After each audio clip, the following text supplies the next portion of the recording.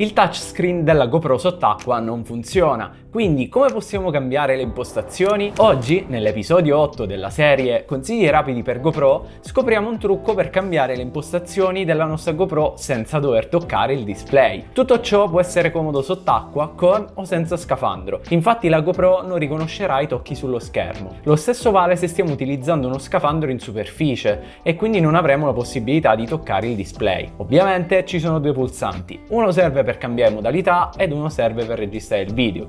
Quindi teoricamente dovremmo essere limitati solo a cambiare modalità video, foto e temporizzato. Ma non è così. Infatti se tenete schiacciato il tasto laterale e subito dopo cliccate il pulsante superiore per registrare il video, si aprirà un sottomenu che vi permetterà di cambiare i preset. Con il tasto laterale ci sposteremo fra queste voci e poi con il pulsante superiore selezioneremo il preset che vorremmo. Quindi in modalità foto potremo selezionare anche live burst, sequenza e foto notturna.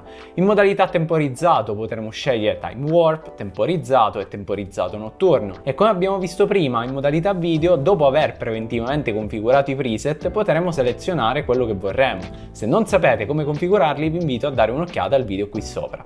Attenzione però, affinché questa procedura funzioni è importante che il display anteriore sia attivo. Infatti da spento non ci permette di accedere al menu dei preset e con questa sequenza di tasti avvieremo una registrazione e inseriremo solo un highlight. Quindi abbassiamo il menu a tendina ed abilitiamo il display anteriore, non importa la modalità di display che sceglierete.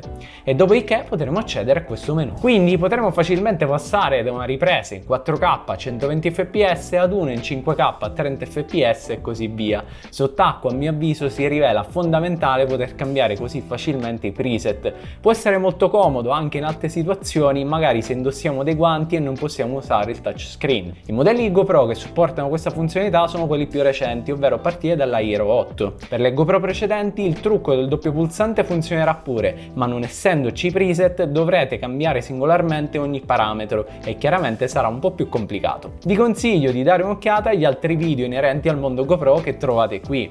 E mi raccomando, lasciate un bel like ed iscrivetevi al canale.